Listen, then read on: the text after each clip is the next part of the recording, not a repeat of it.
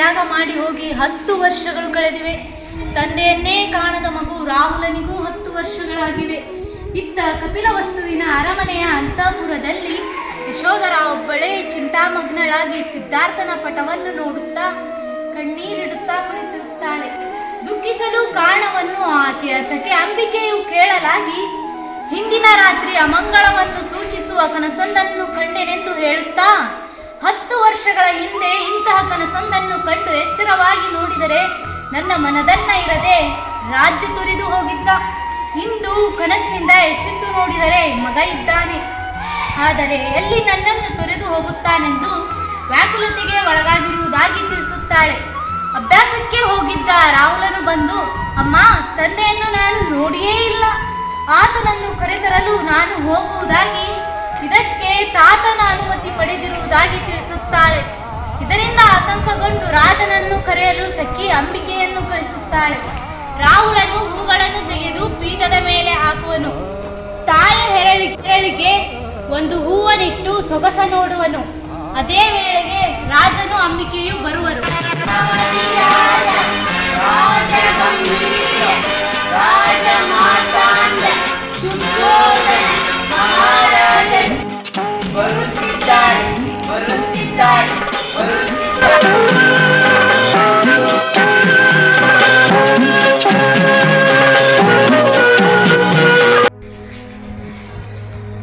ಅಮ್ಮಾಜಿ, ಅಮ್ಮಾಜಿ ಬಂದಿಯೇನು?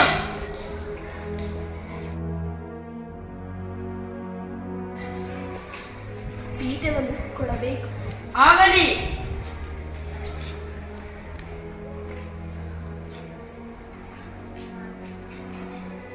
ನಾನು ಬಹುದಿನದಿಂದ ನಿಮ್ಮ ಬೇಡುತ್ತಲಿದ್ದೆ. ಸೋದರಿಯ ಸುತೆ ಎಂದು ಎಳತನದಲ್ಲೇ ನನ್ನ ಕರೆ ತಂದಿರಿ, ಸಾಕಿ ಸಲಹಿದಿರಿ, ಸೊಸೆಯಾಗಿ ಮನೆಗೆ ಹೋಗಿಸಿದಿರಿ, ನನ್ನ ಬಾಳುವೆ ನಿರ್ಧರಿಸಿದಿರಿ. ಕನಸಿರಲಿ ಎಣಸಲಾಗದ ಸೌಖ್ಯಗಳನ್ನು ನಾನು ನಿಮ್ಮ ಅರಮನೆಯಲ್ಲಿ ಅನುಭವಿಸಿ ಸುಖಿಸಿದೆನು.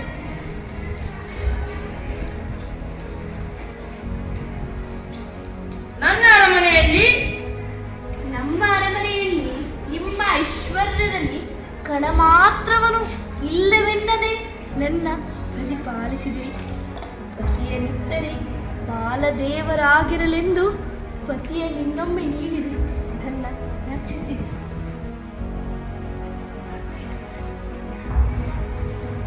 ಏನು ಮಾಡು ಎಂದು ಕೇಳುವೆ? ನಮ್ಮ ಅಣ್ಣಾಜಿ ತಂದೆಯನ್ನು ಕರೆತರಲು ಎನ್ನಲಾಗಿ ನೀವು ಒಪ್ಪಿದಿರಂತೆ. ನಾನು ನಿಮಗೆ ಮೊದಲೇ ಬೇಡಿಕೊಂಡಿದ್ದೆ. ನಾನವರೆಡೆಗೆ ಹೋಗುವೆನು, ಇವನನ್ನಿಲ್ಲಿಯೇ ನಿಲ್ಲಿಸಿಕೊಳ್ಳಿರಿ. ಅಮ್ಮಾಜಿ, ಬಾಲಕನು ತಂದೆಯನ್ನು ಕರೆತರಲು ಎಂದಲು ಕೇವಲ ವಿನೋದದಲ್ಲಿ ಆಗಬಹುದೆಂದೆನು. ನಮ್ಮ ಕುವರನು ಕರೆತರಲು ಬೇಕು ಎನ್ನಲಾಗಿ ಓಹೋ ಬೇಹಿಲ್ಲವೇ ಎಳೆಯನನ್ನು ಕೊಳಹುವರೇ? ಏನ್ ತಾತ, ಮುಂದೆ ಹೋಗಬಹುದೆಂದವರು ಈಗ ಉಂಟೆ ಎಂದು ಹೇಳುವಿರೋ? ದೊಡ್ಡವರು ನನಗೊಂದ ಮಾತನಾಡುತ್ತಾ ತಾಯಿ ಕೇಳಿದ್ರೆ ಬೇರೊಂದ ಮಾತ ಹೇಳುವಿರೋ? ನಾ ಹೋಗುವೆನು. ಅಮ್ಮ ಇಂದಳುತ್ತಳಿದ್ದಳು, ಅಣ್ಣ ಬಾರದಿರೆ ಅಳುತ್ತಳೇ ಇರುವರು. ನಾ ಹೋಗಿ ಕರೆತರುವೆ, ನನ್ನನ್ನು ಕಳುಹಿ. ಕೇಳಿದಿರ ಹಸುಳೆಯಾಡುವ ಮಾತ? ನನಗೂ ನಿನ್ನೆ ನೋಡಿದ ಒಂದು ಕನಸು. ಮನವು ತುಳುಕಿ ಉಸಿರಿನಿಂದ ಉಸಿರು ಕಳವಾಗಿ ಚೇತನವೆಲ್ಲ ಬೆಳ್ಳಾಗಿ ಹೋಗುವುದು, ಒಳಗೆ ತೆರಗಾಗುವುದು. ಹೌದು ಅಂಬಿಕೆ, ಕನಸ ಮಾತ ಹೇಳಿದೆ ನಂಗೆ. ನಿಜದಿಂದ ಬಂದಿರೋ ನೋವು ಸಾಕಾಗಿರದು. ಕನಸೊಂದು ಬೇರೆ ನಿನ್ನನ್ನು ಹಿಂಸೆ ಪಡುತ್ತಿದೆ. ಇಂದು ಇರುಳಾಗುವುದು, ಇನ್ನೇನ ಮಾಡುವನಿದ್ದೇನೆ. ಮುಳುಗನ್ಯಾವ ಕನಸಿನ ಮೊಸಳೆ ಹಿಡಿಯುವುದೋ? ಇನ್ನೇನಿತು ತೊಳಲಬೇಕು ಎಂದು ಚೇತನಗಳೆಲ್ಲ ಭೀತಿಯಲ್ಲಿ ಕಲುಕಿಹವೆನಗೆ ನನ್ನನ್ನು ಧರಿಸಬೇಕು. ಏಳು ಅಮ್ಮಾಜಿ, ಏಳು. ನಿನ್ನ ದುಃಖವ ನಾ ಕಾಣೆಯನು. ಹೇಳಮ್ಮ. ನೀ ಬಲ್ಲೆಲೆಂತೆ ಇನ್ನಾಳನೆ ಸನ್ಯಾಸಿಯನ್ನು ಸ್ವೀಕರಿಸನು ಎಂದು ನೀ ಹೋಗಿ ಆತನನ್ನು ನೋಡುವುದು ಸರಿಯಪ್ಪುವುದೇ? ಹೋಗಿ ಕೇಳುವೆನು. ಸನ್ಯಾಸಿಯಾದವನು ಸತಿಯ ನೋಡುವ ಮಾತು ಸಂಪ್ರದಾಯಕ್ಕೆ ವಿರೋಧ. ಪೂರ್ವದಲ್ಲಿ ಗಾರ್ಗಿ ಸನ್ಯಾಸದಲ್ಲಿ ತನ್ನ ಪತಿಯೊಡನೆ ಕಾನನಕ್ಕೆ ತೆರಳಿದಳು ಎಂದು ಕೇಳಿದೆನು. ನಾನಂತೆಯೇ ಸನ್ಯಾಸವನ್ನು ಕೊಂಡು ಪತಿಯೆಡೆಗೆ ಸಾರಿದರೆ ಈಗ ನೀನು ಹೇ ರೀತಿ ಸನ್ಯಾಸವಲ್ಲವೇ? ಆನ್ಮ ಸನ್ಯಾಸಿಯಾಗಿ ಹರನೆಂಬುದನ್ನು ನೆನೆವ ಸಾಧನೆಯ ವೇಷವಿದು. ಇಂದು ನಿಜದಲ್ಲಿ ನಾನು ಸನ್ಯಾಸವನ್ನು ಕೊಂಡು ಪತಿಯೆಡೆಗೆ ಸಾರಿದರೆ ಪತಿಯಡಿ ಸಾರುವವರೇ ಸನ್ಯಾಸಿಯನ್ನು ಕೊಳ್ಳಲು ಅದನ್ನು ಸನ್ಯಾಸಿ ಎನ್ನುವುದಂತೆ ಅಮ್ಮಾಜಿ. ನನಗೆ ಕವಿದಿರುವ ಮಂಕನು ನೆನೆಗೆ ನನಗೆ ನಗೆ ಬರುತ್ತಲಿದೆ, ಅಂತೆ ಅಳು ಬರುತ್ತಲಿದೆ. ಇನ್ನೇನು ಮಾಡುವುದೋ ತೋಚದು. ಎತ್ತ ನಡೆಯಲಿ? ನೀವೇ ಅಪ್ಪಣೆ ಮಾಡಿ ಅದರಂತೆ ನಾ ನಡೆಯುವೆನು. ಅವರನಿಗೆ ಹೇಳಿ ಕಳುಹಿಸುವೆ, ಅವನಿಷ್ಟವನ್ನು ತಿಳಿದು ಅದರಂತೆಯೇ ನಡೆಯುವ. ಆಗಬಹುದು. ಇಂದೇ ಬೇಹನು ಕಳುಹಿ. ಕಳುಹುವನು? ಯಾರಲ್ಲಿ? ತಾತ, ಅಣ್ಣ ನೋಡಿ ಯಾರನ್ನೋ ಕಳುಹಿರೋ, ನನ್ನನ್ನು ಕಳುಹಿ, ನಾ ಹೋಗಿ ಕರೆ ತರುವೆ. ಅಣ್ಣಯ್ಯ, ಮೊದಲು ಬೇಹಿನ ಜನರು ಹೋಗಿ ಅವರಿಚ್ಛೆಯನ್ನು ತಿಳಿದು ಮರಳಲಿ. ಮತ್ತೆ ಹೋಗುವುದಂತೆ? ಮತ್ತೆ ನಾನೊಲ್ಲೆ, ನಿಮಗೇನು? ಅಣ್ಣನನ್ನು ನೋಡಿರಿ, ನೋಡಬೇಕೆಂಬ ಆಸೆ ಅಷ್ಟು ಬಲವಾಗಿಲ್ಲ. ನಾನವರ ನೋಡಿಲ್ಲ, ಇನ್ನೆಷ್ಟು ದಿನಕ್ಕೆ ನೋಡುವುದು? ಅಮ್ಮಾಜಿ, ನಿನಗೆ ಭಯ ಬೇಡಮ್ಮ, ನಾ ಮರಳಿ ಬರುವೆನು, ನಿಜವಾಗಿಯೂ ಬರುವೆನು. ಅಲ್ಲಿಯೇ ನಿಲ್ಲೇನಮ್ಮ. ತಾತ, ನನ್ನನ್ನು ಕಳುಹಿ, ನಾ ಹೋಗಿ ಬರುವೆ. ಅಣ್ಣನನ್ನು ನೋಡಬೇಕೆಂದು, ಅವರೊಡನಿಂದು ಮಾತನಾಡಬೇಕೆಂದು ನನಗೆ ಬಹು ಆಸೆ ಇದೆ. ಇರಲಿ, ಸುಮ್ಮನಿರಣ್ಣ. ಕನಸು ನಿಜವಾಯಿತು. ಕನಸಿನಲ್ಲಿ ಕಂಡ ಹುಲಿ ನಿಜದೊಳೆದೆದುರಿಗೆ ಬಂದು ಕೊಡು ನಿನ್ನ ಜೀವವನ್ನು ಎಂದು ಕೇಳುತ್ತಲಿರುವುದು. ಅಮ್ಮ, ನಾ ಮರಳಿ ಬರುವೆನೋ ಇಲ್ಲವೋ ಎಂದು ನಿನಗೆ ಭಯವಾಗುವುದಾಗೆ ನನ್ನ ಜೊತೆ ನಮ್ಮ ಅಂಬಿಕೆಯನ್ನು ಕಳುವಮ್ಮ. ನಾವಿಬ್ಬರು ಹೋಗಿ ಅಣ್ಣನನ್ನು ಕರೆತರುವೆವಮ್ಮ. ಅಮ್ಮ. ಅಂಬಿಕೆ, ಸ್ವಾಮಿ. ಬಾಲನಾಡಿದ ಮಾತು ಕೇಳಿದೆ, ಏನೆಂಬೆ? ಕೇಳಿದೆ. ಅಮ್ಮಾಜಿ ಭಯಪಡುತ್ತಲಿಹರು, ಕಾವಲಿತಿಹದೇನುಂಟು? ಅಮ್ಮಾಜಿ ಏನೆಂಬೆ? ಅಂಬಿಕೆಯ ಜೊತೆಯಲ್ಲಿ ರಾವಣನು ಕಳಿಸಲು ಧೈರ್ಯವಾಗಿರಬಹುದು, ಏನು ಹೇಳಿವೆ?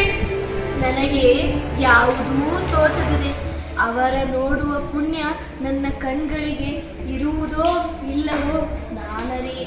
ಬಾಲಕನು ತನ್ನ ತಂದೆಯನ್ನು ನೋಡಬೇಕೆಂದು ಆಶಿಸಲು ಬೇಡವೆನ್ನುವುದು ಆಂತರ್ಯ ಸಂದೇಹದೊಳಗುವುದು.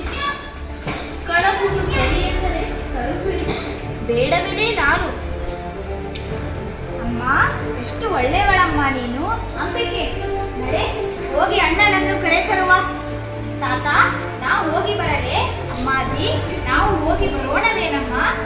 ಆಹಾ, ಏನು ಉತ್ಸಾಹವಿದು. ಅಪ್ಪಾಜಿ, ಹೋಗಿ ಬಾ. ಅಣ್ಣಯ್ಯ, ನನ್ನ ಮರೆಯದಿರಣ್ಣ. ನಿಮ್ಮಣ್ಣ ಮರೆತರೂ ನನ್ನ ಬದುಕೆಲ್ಲ ಬಯಲಾಯಿತು. ಅವರು ಬಿಟ್ಟಂತೆ ನೀ ನನ್ನ ಕೈ ಬಿಡಬೇಡ. ಹೋಗಿ ಬಾ, ಹೋಗಿ ಬಾ. ಅಂಬಿಕೆ ಜೊತೆಲಿರುವಳು, ನನ್ನ ಮರೆಯದಿರಣ್ಣ. ನನ್ನ ಹಣೆ ಮರೆಯುವೇನೆ ತಾಯಿ. ಮರೆತರೂ ತಪ್ಪಲ್ಲ, ಅದು ನನ್ನ ವಿಧಿ ಅಂಬೆ. ನಿನ್ನ ವಿಧಿ ಕೆಟ್ಟದೆಂದೆನಿಸಿದರು ಅಮ್ಮಾಜಿ. ನಿನ್ನ ಅರಸನೀಗ ಲೋಕಕ್ಕೆ ಪೂಜ್ಯನೆನಿಸಿಯನು, ರಾಜ್ಯವನ್ನು ಆಳುವುದೆಂಬ ಕಿರಿಯ ಹಿರಿಮೆಯನು, ಜಗದ ಜೀವಗಳ ಉದ್ಧರಿಪ ಹಿರಿಮೆಯನು ಅಳವಟ್ಟು ರಾಜ ಅಧಿರಾಜರಿಂದ ಓಲೈಸಿಕೊಳ್ಳುತ್ತ ಚಕ್ರಾಧಿಪತಿಯಂತೆ ನಿಂದೇನು ಏಕೆ ಚಿಂತಿಸಿವೆ? ಈ ಬಾಲಕನು ನಿನ್ನ ಈ 10 ವರ್ಷದ ತಪವೇ ಮೇವೆತ್ತು ನಿನ್ನ ಆಣಮವನ್ನು ಕರೆಯ ಹೊರಟಂತೆ ಹೊರಟುವನು. ನಿನ್ನ ವಿಧಿಯರಿತು ನಡೆಯುವ ಹವನದಲ್ಲಿ ಉದ್ಗಾರ್ತಗಳು ಸ್ವರ ಹಿಡಿದು ಸೊಗಸಾಗಿ ನುಡಿದ ಶಕ್ತಿಯ ಮಂತ್ರ ದೇವರನ್ನು ತರುವಂತೆ ನಮ್ಮ ಈ ಬಾಲಕನು ನಮ್ಮ ಸಿದ್ಧಾರ್ಥನನ್ನು ಬಿಡದೆ ತಂದೆಯನು. ಬಾ ನನ್ನ ಅಣ್ಣಯ್ಯ, ತಾಯಿಗೆ ವಂದಿಸು. ಬಹು ಹಿರಿಯ ಜೀವಯ್ಯ, ನಿನ್ನ ತಾಯಿಯದು ಬಹು ಹಿರಿಯ ತಪ ಪುಣ್ಯ ಬೀಳ್ಕೊಳ್ಳುವ ಮೊದಲಲ್ಲಿ ಹರಿಕೆಯನ್ನು ಕೊಡು. ಇಲ್ಲಿ ಬಾ, ಒಮ್ಮೆ ವಂದಿಸು. ತಾಯಿ ತಂದೆಗಳ ಪುಣ್ಯ ನಿನ್ನಲ್ಲಿ ಫಲಿಸಲಿ. ಸಿದ್ಧಾರ್ಥನು ಕರೆದುತ ಕಾರ್ಯದಲ್ಲಿ ನೀನು ಸಿದ್ಧಾರ್ಥನಪ್ಪಂತೆ ದೇವ ಕರುಣಿಸಲಿ.